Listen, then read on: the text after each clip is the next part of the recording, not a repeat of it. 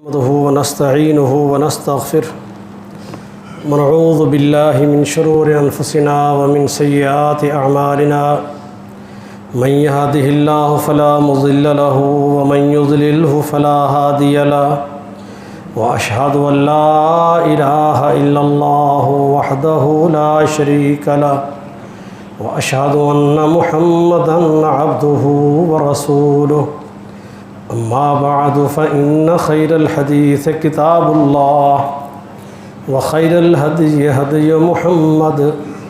صلى الله عليه وسلم وشر الأمور محدثاتها وكل محدثة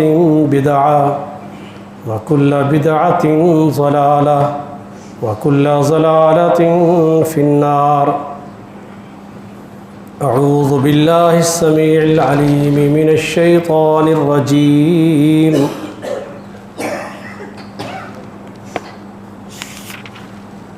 أفمن يعلم أنما أنزل إليك من ربك الحق كمن هو أعمى إنما يتذكر أولو الألباب الذين يوفون بعهد الله ولا ينقضون الميثاق والذين يصلون ما أمر الله به أن يوصل ويخشون ربهم ويخافون سوء الحساب والذين صبروا ابتغاء وجه ربهم وأقاموا الصلاة وأنفقوا مما رزقناهم سرا وعلانية يدرؤون بالحسنة السيئة أولئك لهم عقبى الدار جنات عدن يدخلونها ومن صلح من آبائهم وأزواجهم وذرياتهم والملائكة يدخلون عليهم من كل باب سلام علیکم بما صبرتم فنعم عقبى الدار.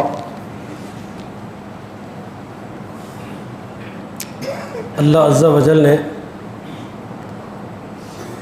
انسانیت کی ہدایت کے لیے اپنے انبیاء کو بھیجا جو اللہ عز و جل کا پیغام اللہ کے بندوں تک پہنچاتے تھے، جس پیغام کا خلاصہ یہ تھا کہ ایک اللہ کی عبادت کرو اور اللہ کے ساتھ کسی کو شریک نہ ٹھہراؤ، اور اللہ کے رسول جو کچھ لے کر آئے ہیں اپنی زندگی اس کے مطابق گزارو. تم مومن ہو، مسلمان ہو، الا لہ الخلق والامر، تمہیں پتہ ہے کہ تمہارا خالق اللہ ہے. جب تم خلق اس کی ہو تو پھر امر اور حکم بھی تم پر اس کا لاگو ہونا چاہیے. جن لوگوں نے اللہ کے انبیاء کی اس بات کو قبول کر لیا، اللہ اس کے رسول پر ایمان لے آئے، اللہ کے ساتھ اپنے ایمان کے رشتے کو مضبوط کیا، اللہ کی طرف سے نازل ہونے والی شریعت کو قبول کیا،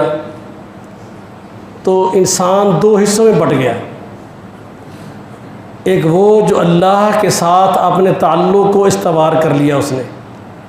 اللہ فرماتے ہیں اولئک حزب اللہ، یہ اللہ کی جماعت بن گئے. ایک وہ ہے جنہوں نے اللہ اور اس کے رسول کے احکامات کو پس پشت ڈال کر اللہ کے دین کو، شریعت کو قبول کرنے سے انکار کر دیا. اللہ نے ان کو فرمایا کہ اولئک حزب الشیطان، یہ شیطان کی جماعت ہے. اب کہ یہ دونوں برابر ہیں، اللہ فرماتے ہیں کہ افمن یعلم انما انزل الیک من ربک الحق. اللہ یہ ایک شعور کی دعوت دیتے ہیں اپنے بندوں کو اپنے نبیوں کے ذریعے کہ بھلا بتاؤ تو صحیح کہ ایک وہ شخص ہے جو اس بات کا اسے علم ہے، شعور ہے، ادراک ہے، اس پر ایمان ہے کہ جو کچھ محمد کریم علیہ السلام کی ذات اقدس پر اللہ نے نازل کیا ہے وہ اللہ کا دین حق ہے، شریعت حق ہے، اور اس پر مکمل ایمان ہے اس کا، وہ کسی شک میں مبتلا نہیں ہے. کمن ہوا اعمیٰ، بھلا یہ آنکھوں والا شعور والا شخص اس اندھے کی طرح ہو سکتا ہے جسے اللہ کا قرآن نظر نہ آئے، اللہ کے نبی نظر نہ آئے، کائنات ساری کی تخلیق جو اللہ نے کی ہے اس کی یہ عالی شان تخلیق اس کو متاثر نہ کر رہی ہو، وہ اللہ کے نبیوں کی باتوں کو نظر انداز کرتا ہو، اللہ کے احکامات کو پس پش ڈالتا ہو، یہ اندھا ہے جو اللہ کے دین سے آری ہے۔ بلکہ قرآن مقدس میں اللہ فرماتے ہیں کہ جب قیامت کا دن ہوگا تو ایسے لوگوں کو جو اللہ کی کتاب سے، اللہ کے پیغمبر کی ذات سے، آپ کے احکامات سے منہ موڑے ہوئے ہیں، جب یہ قیامت کا دن ہوگا تو اللہ ان کو اٹھائے گا تو اندھا کر کے اٹھائے گا۔ اس سے یہ کہیں کہ لما حشرتنی اعمیٰ، اللہ ہم دنیا میں آنکھوں والے تھے، ہم پوری دنیا دیکھتے تھے، اللہ آج تو نے ہم کو اندھا کیوں اٹھایا ہے؟ تو انہیں بتایا جائے گا کہ تم دنیا میں تھے، یہ آنکھیں تمہیں اس کائنات کو دیکھ کر تم اللہ کو نہ پہچان پائے، تم نے ان آنکھوں سے اللہ کی کتاب کو نہ پڑھا، نہ سمجھا، تم نے ان آنکھوں سے کام لے کر اللہ کی شریعت کو، اللہ کے نبیوں کی دعوت کو تم نے اپنے شعور میں نہ لائے، تو تم اندھے ہی تھے، اللہ نے تمہیں اندھا کر کے اٹھایا ہے۔ تو یہاں بھی اللہ فرماتے ہیں کہ بھلا یہ ممکن ہے؟ یہ کوئی انصاف پر مبنی بات ہے کہ ایک وہ شخص ہے جو شعور و ادراک کے ساتھ اللہ کو پہچانتا ہے اور محمد کریم علیہ السلام پر نازل ہونے والی اس شریعت کو، کتاب اللہ کو حق سمجھتا ہے، اس کے مطابق عمل کرتا ہے، وہ اس اندھے کی طرح کیسے ہو سکتا ہے جو اللہ کی اس کائنات کو دیکھ کر بھی، اللہ کے پیغمبر کی صداقت کو دیکھ کر بھی ابو جہل سے پوچھا گیا کہ آپ محمد رسول اللہ صلی اللہ علیہ وسلم کے بارے میں کیا کہتے ہیں؟ تو اس نے بیت اللہ کی دیوار سے ٹیک لگائے بیٹھا تھا، وہ کہنے لگا کہ مجھ سے سوال کرنے والوں، سچ بات یہ ہے کہ میری ان دو آنکھوں نے آج تک محمد کی مثل سچا، امین اور صادق کوئی نہیں دیکھا صلی اللہ علیہ وسلم، ایمان نہیں لایا۔ تو اللہ فرماتے ہیں ان کو کیسے برابر کرو گے؟ یہ اہل جنت، وہ اہل جہنم، یہ نہیں ہو سکتا۔ انما یتذکر اولو الالباب، یہ نصیحت ہے، یہ قرآن، یہ اللہ کے رسول کی احادیث ان لوگوں کے لیے خیر ہے، اللہ کی قربت کا ذریعہ ہے، اللہ کی رضا کا ذریعہ ہے، کن لوگوں کے لیے جو عقل و شعور رکھتے ہیں، جو سمجھتے ہیں، اللہ کے چیلنج کو سمجھتے ہیں۔ اللہ فرماتے ہیں اللہ کے سوا اگر اس کائنات میں تم کسی اور کو بھی معبود سمجھتے ہو، اس کائنات میں اس کا کوئی عمل دخل سمجھتے ہو، تو تم سے پھر بڑا ظالم کون ہے؟ ارونی ماذا خلقوا من الارض، مجھے بتاؤ تو صحیح، میرا پیغمبر ان سے چیلنج کرو، ان کو کہو وہ زمین کا ایک ذرہ اور ٹکڑا دکھاؤ جو اللہ کے سوا کسی اس تمہارے خود ساختہ بنائے ہوئے داتا، حاجت روا، بشر کشا، بری امام، بگڑیا بنانے والا کوئی ایک تو نام بتا دو جو اللہ کی زمین میں سے کوئی ایک فٹ بھی اس نے پیدا کیا ہو، پھر تم ان کو کرنے والا سمجھتے ہو، پھر ان کو مصیبتیں ٹالنے والا سمجھتے ہو، اللہ کی صفتیں ان کو دیتے ہو، ان کمزوروں کو۔ ام لہم شرک فی السماوات، یہ اتنی بڑی آسمان کی تخلیق جس کے اندر بغیر عمد ترونہا، اللہ نے اتنی بڑی چھت بنائی ہے بغیر ستون کے، یہ آسمان میں پوری کائنات سجا دی ہے، بتاؤ کہ اس میں اللہ کا شریک ہو؟ جب کوئی نہیں ہے تو پھر یہ تخلیق ساری، اس کو دیکھ کر تمہیں عقل و شعور سے کام لینا چاہیے، اور اہل ایمان اہل شعور ہوتے ہیں، عقل والے ہوتے ہیں۔ ان کی کیا خوبیاں ہیں؟ یہ اللہ کی کتاب سے نصیحت لینے والے، فرمایا الذین یوفون بعہد اللہ ولا ینقضون المیثاق، یہ اپنے رب سے کیے ہوئے عہد کو پورا کرتے ہیں، یہ اپنے نبی سے کیے ہوئے عہد کو پورا کرتے ہیں۔ اللہ نے ان سے عہد لیا تھا جب ان کو، ان کی ارواح کو اللہ عز و جل نے اپنے سامنے حاضر کیا۔ سورہ اعراف پڑھ کر دیکھیں، وَإِذْ أَخَذَ رَبُّكَ مِن بَنِي آدَمَ مِن ظُهُورِهِمْ، جب اللہ تعالیٰ نے آدم علیہ السلام کی پشت سے وہ تمام قیامت تک آنے والے انسانوں کو، ان کی روحوں کو حاضر کر کے ان سے پوچھا ان سے سوال کیا کہ الست بربکم، کیا یہ ساری کائنات میری، اس کو بنانے والا میں، میری ہی نعمتیں کھاؤ گے، میرے پیدا کیے ہوئے اناج کو تم استعمال کرو گے، میرے پھلوں سے استفادہ کرو گے، میرے سورج کی روشنی تم حاصل کرو گے، اب بتاؤ میں تمہارا رب ہوں یا نہیں ہوں؟ کیا میرے سوا کائنات میں کوئی اور رب ہے؟ تو ان سب نے کہا قالوا بلا شہدنا، اللہ ہم گواہ ہیں، ہم یہ عہد کرتے ہیں کہ واقعی تو ہمارا رب ہے، کائنات میں کوئی رب نہیں ہے ہمارا۔ فرمایا پھر کہیں ایسا نہ ہو کہ جب دنیا میں جاؤ تو پھر اس لیے اللہ کے ساتھ شرک شروع کر دو کہ یہ ہمارے باپ دادا کا یہ دین ہے، ہمارے آباء و اجداد ایسا کرتے تھے۔ اللہ یہ بات پھر نہیں مانے گا۔ فرمایا وما ارسلنا من رسول الا لیطاع باذن اللہ، وہی خالق کائنات نے اپنے رسولوں کو بھیجا ہے اور حکم دیتا ہے تم کو کہ اللہ کے رسول کی اتباع کرو اور پیروی کرو۔ اللہ فرماتے ہیں یہ اہل ایمان، یہ اہل شعور، یہ ذہین لوگ، سمجھدار لوگ، عقل والے، انہوں نے اپنے رب کے ساتھ کیے ہوئے عہد کی پاسداری کی ہے، انہوں اللہ کے ساتھ کبھی شرک نہیں کریں گے، وہ اللہ کے نبی کے علاوہ خود اپنے بنائے ہوئے لوگوں کی اطاعت اور پیروی ہرگز نہیں کریں گے، وہ آباء و اجداد کو اللہ اس کے رسول کے مد مقابل کبھی نہیں لائیں گے، کیونکہ انہوں نے اللہ سے عہد کیا ہے، یہ اپنے عہد کو نہیں توڑتے۔ والذین یصلون ما امر اللہ بہ ان یوصل ویخشون ربہم، پھر اللہ نے جو حکم ان کو دیا ہے، جس کے ملانے کا حکم دیا ہے، رشتے ملانے کے، تعلقات بنانے کے، اعلی اخلاق کا مظاہرہ کرنے کے، اپنے عزیز و قارب سے ناراضگی ختم کرنے سے، ان کے ساتھ باہمی الفت محبت قائم کرنے سے، اللہ کے نبی اسلام فرماتے ہیں اللہ سے ڈر جاؤ، اپنے رشتوں کو باقی رکھو، رشتہ داریاں نہ توڑو۔ نبی اسلام فرماتے ہیں یہ جو رشتہ داری ہے، جب اللہ تعالیٰ نے اس کائنات کو پیدا کیا، اس کو پیدا کیا، اس نے رحمان سے عرض کی، اللہ سے چمٹ گئی، اللہ نے فرمایا جو تجھے ملائے گا تیرا رب اس کو ملائے گا، جو تجھے کاٹے گا تیرا رب اس کو کاٹے گا۔ اللہ کے رسول فرماتے ہیں علیہ الصلوۃ والسلام ڈر جاؤ اللہ سے، اپنے رشتوں کو بناؤ، جوڑو۔ اللہ قرآن میں یہ فرماتے ہیں کہ یہ اہل ایمان عقل والے یہ کیا کرتے ہیں، یہ اپنے ان رشتوں کو ملاتے ہیں جن کا اللہ نے حکم دیا ہے۔ رسول اللہ صلی اللہ علیہ وسلم فرماتے ہیں صحابی رسول کہ اللہ کے نبی ہمارے ساتھ جا رہے تھے، آپ 2 قبروں کے پاس رک گئے، فرمایا ان 2 قبر والوں کو عذاب ہو رہا ہے،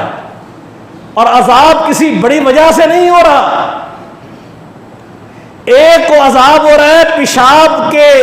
چھینٹوں سے، پلیدگی سے نہ بچنے کی وجہ سے۔ مومن ہو،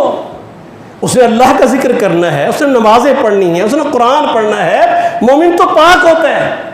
وہ پلیدگی سے کوسوں دور رہتا ہے۔ ان اللہ یحب التوابین ویحب المتطہرین، اللہ محبت کرتا ہے جو اپنے آپ کو پاک و صاف رکھتے ہیں، اپنی خطاؤں پہ اللہ سے توبہ کرتے ہیں، یہ وہ لوگ ہیں جو اللہ کو پسند ہیں۔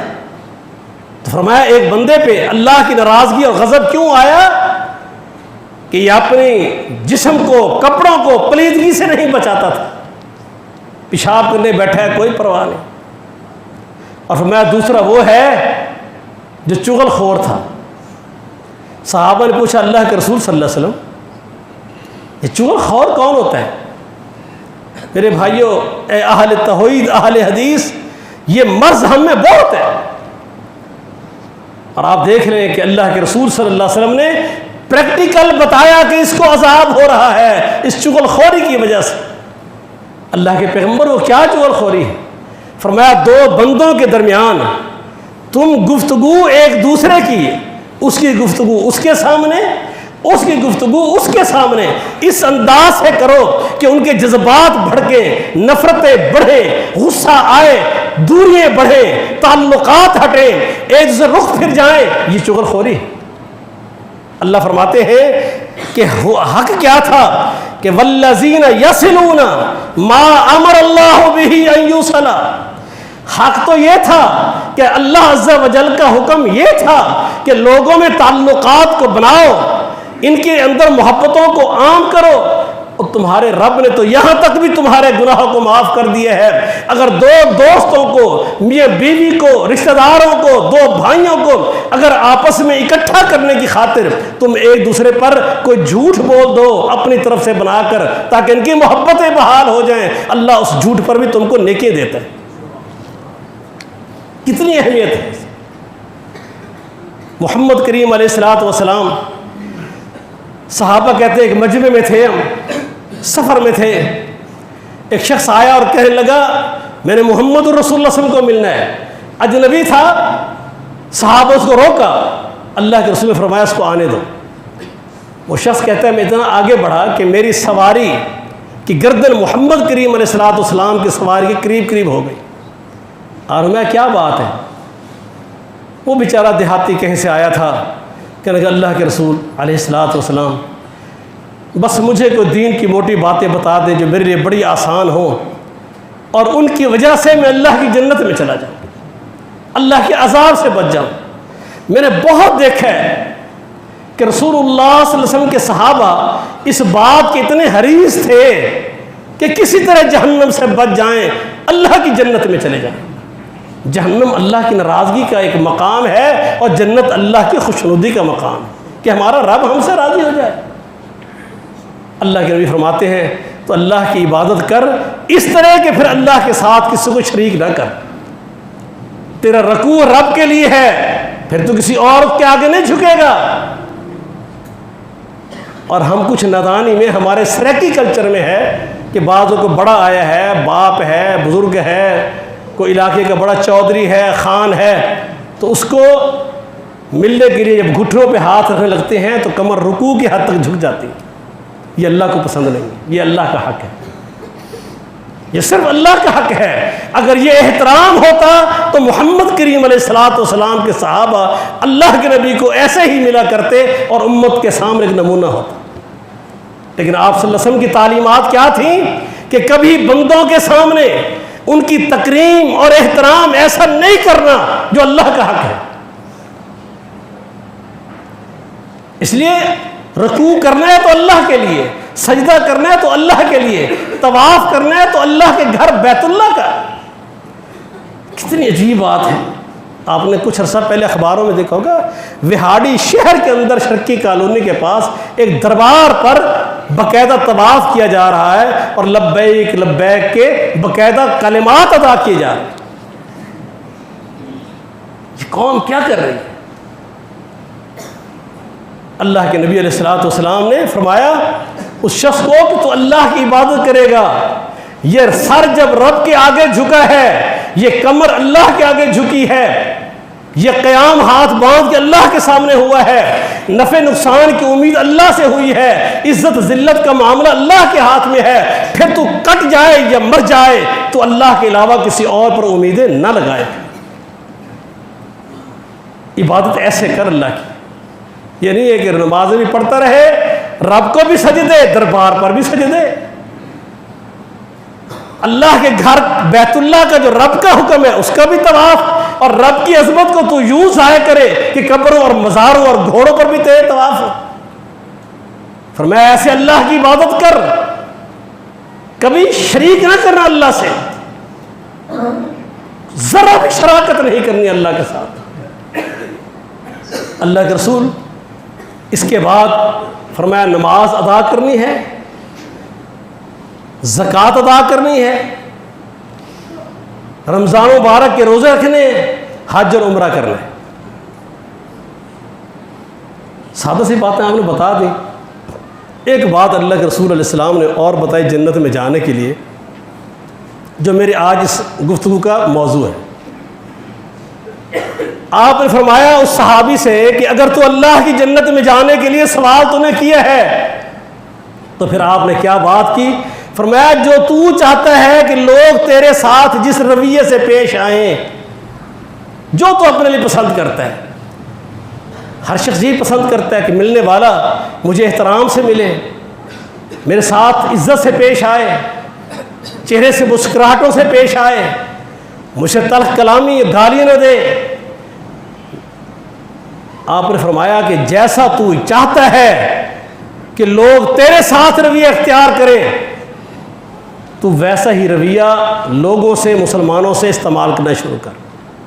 ویسا ہو جاتا۔ اور جس چیز سے تو چاہتا ہے کہ لوگ اس انداز سے میرے ساتھ پیش نہ آئے، تو بھی کسی کے ساتھ وہ رویہ اختیار نہیں کرے گا۔ آج آپ دیکھیں ہم نے تقسیم کر رکھی ہے۔ اگر میں کسی کے ساتھ، رسول اللہ صلی اللہ علیہ وسلم نے فرمایا اگر کوئی شخص اپنے بھائی کو مسکراتے ہوئے چہرے سے ملتا ہے، اللہ اس کو صدقہ کرنے کا ثواب دیتا ہے۔ فرمایا رسول اللہ صلی اللہ علیہ وسلم نے اللہ کے نزدیک ناپسندیدہ شخص، قابل نفرت شخص وہی ہے جو ترش ہوئی، تلخ گو، غصہ، جھگڑے والا، بات میں تیش پر آنا، کسی کی بات کو اکھڑ جانا۔ فرمایا یہ بندہ اللہ کو بہت ناپسند ہے۔ اور اللہ جس گھر میں خیر اتارتا ہے، اللہ جس گھر والوں کو خیر سے نوازتا ہے، فرمایا نبی علیہ السلام نے، اللہ ان کے اندر نرمی، محبت، یہ چیزیں پیدا کر دیتا ہے۔ لیکن میرے بھائیوں دیکھ لو کہ ہمارا رویہ، ہمارے معاملات کیا ہے۔ پھر فرمایا کہ وہ کیا کرتے ہیں اہل ایمان، فرمایا وہ اللہ سے ڈرتے ہیں، وَيَخْشَوْنَ رَبَّهُمْ وَيَخَافُونَ سُوءَ الْحِسَابِ، اور اس بات کو ڈر لگا رہتا ہے کہ میرا حساب کوئی سخت نہ ہو جائے، کوئی تلخ حساب مجھ سے نہ ہو، اللہ میرا حساب کو آسان کر دے، اللہم حاسبنی حسابا یسیرا۔ آگے فرمایا لوگوں سے آنے والی تکلیفیں، پریشانیاں، معاملات، آخر معاشرے میں رہتے ہیں، تم نے خیر کرنی ہے، لوگ تو تم سے تلخی کریں گے، لوگ تم سے الجھ بھی جائیں گے، بھائی ہے، دوست ہے، معاشرے کا فرد ہے، اور تم نے کیا کرنا ہے، والذین صبروا ابتغاء وجہ ربہم، تم نے اس لیے صبر کر لینا ہے، درگزر کر دینا ہے، واپسی ریٹرن نہیں دینا اس کو، ویسی بات نہیں کرنی اس سے کہ تیرا رب تو اس سے راضی ہو جائے۔ اگر تو ایسا کرے گا اور نماز قائم کرے گا، اللہ کے دین و مال میں سے خرچ کرے گا، خفیہ بھی اور اعلانیہ بھی، وَيَدْرَؤُونَ بِالْحَسَنَةِ السَّيِّئَةِ، یہ بہت اہم معاملہ ہے۔ رسول اللہ صلی اللہ علیہ وسلم کی ایسی اور بھی کئی احادیث ہیں، وقت کم ہے، میں مختصر کر رہا ہوں۔ جب بھی کوئی آپ سمجھتے ہیں میں نے بات کی ہے، شعور سے ہٹ کے غلط بیانی کر گیا، گناہ ہے نا جھوٹ بولنا بہت بڑا۔ ایک دوست کہتا یار مجھے تھوڑے سے پیسے چاہیے تھے، پیسے تو ہیں میرے پاس، مجھے پتہ یار یہ دے گا نہیں، تو میں 20 جھوٹے ادھر پیش کر دوں گا، یہ ہو گیا ہے، یہ ہو گیا ہے، آج حالات اچھے نہیں ہیں، پیسے نہیں مل رہے، لوگ یہ نہیں کر رہے، بہت جھوٹے ادھر پیش کرتے ہیں۔ چہ جائے کہ بندہ صرف اتنے لفظ کہہ دے کہ نہیں بھائی معذرت ہے،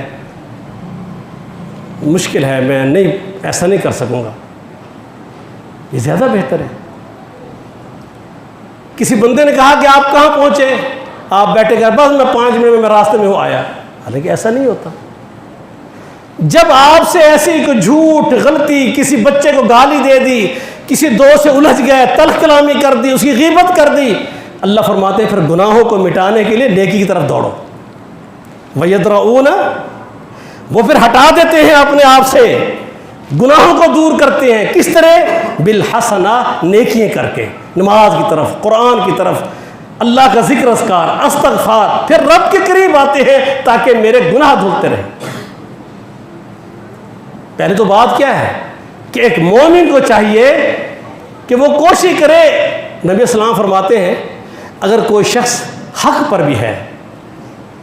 مختلف احادیث کے بتا رہا ہوں، حق پر بھی ہے، ہمت بھی ہے، انتقام بھی لے سکتا ہے، پکڑ بھی سکتا ہے، جھگڑا بھی کر سکتا ہے،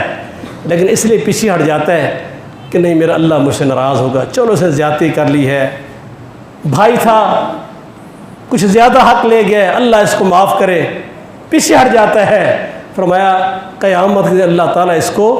اس وجہ سے کہ اس نے جھگڑے سے بچنے کے لیے اپنے بھائی دوست سے اس معاملے کو پیچھے ہٹ گیا ہے، کمپٹیشن نہیں کیا، مقابلہ نہیں کیا، اللہ قیامت کے دن جنت کے وسط میں اس کو محل عطا کرے گا۔ ابو بکر صدیق رضی اللہ تعالیٰ عنہ کا ربیہ اصل میں صحابی سے زمین کی تقسیم پر جب تقسیم کرنے لگے تو ایک درخت تھا، ربیہ صحابی کہتے ہیں کہ وہ میرے حصے میں آ رہا تھا، لیکن پیمائش سے محسوس ہوتا مجھے میرے حصے میں ہے، اور ابو بکر صدیق رضی اللہ عنہ سمجھتے ہیں نہیں یہ میرے حصے میں۔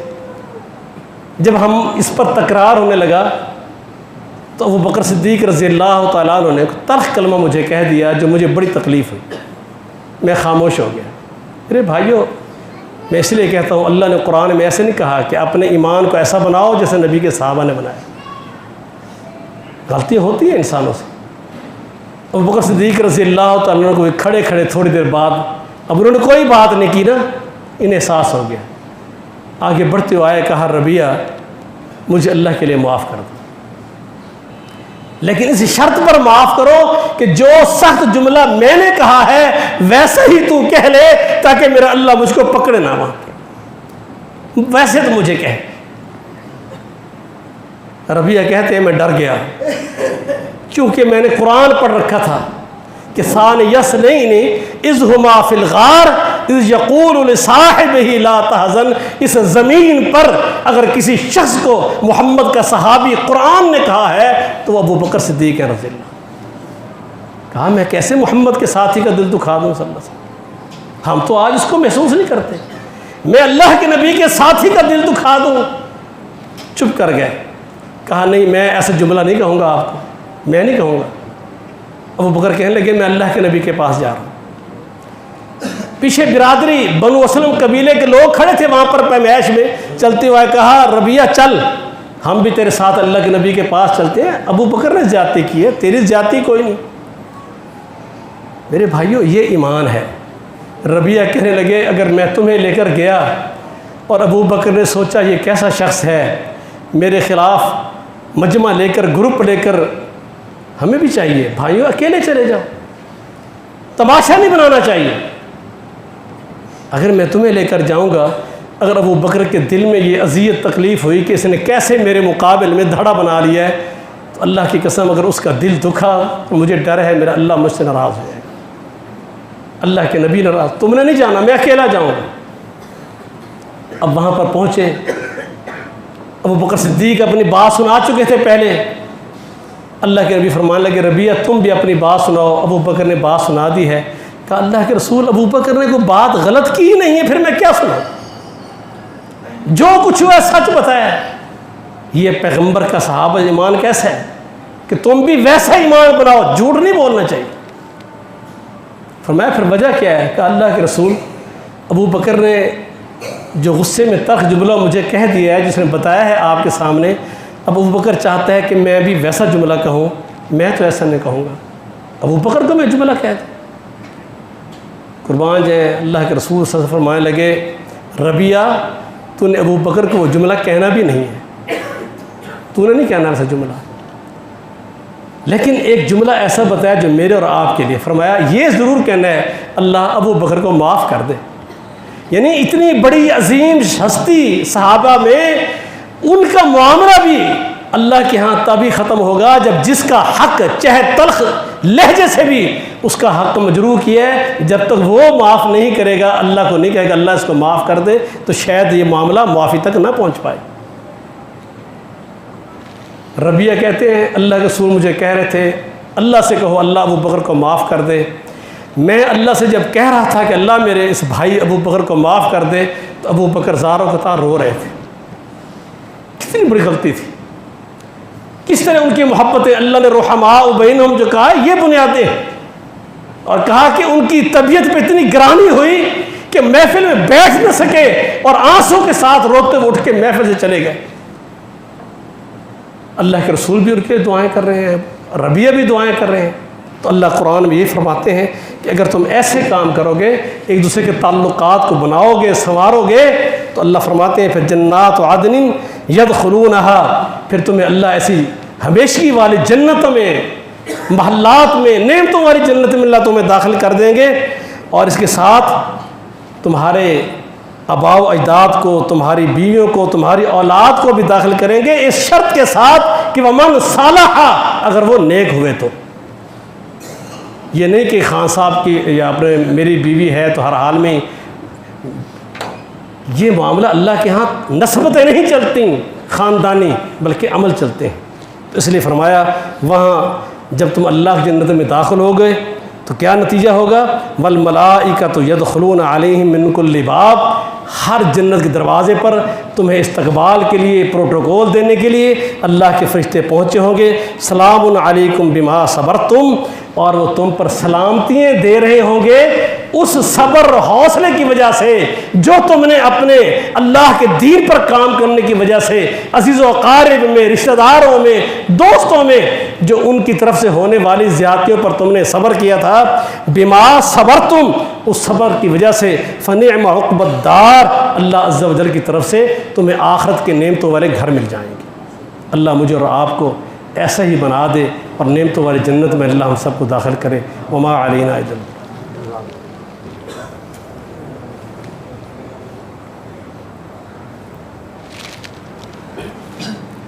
الحمد للہ نحمدہ ونستعینہ ونستغفرہ ونعوذ باللہ من شرور انفسنا ومن سیئات اعمالنا من یہدہ اللہ فلا مضل لہ ومن یضللہ فلا ہادی لہ واشہد ان لا الہ الا اللہ وحدہ لا شریک لہ واشہد ان محمدا عبدہ ورسولہ اما بعد فإن خیر الحدیث کتاب اللہ وخیر الہدی ہدی محمد صلی اللہ علیہ وسلم وشر الامور محدثاتها وکل محدثۃ بدعہ وکل بدعۃ ضلالہ وکل ضلالۃ فی النار۔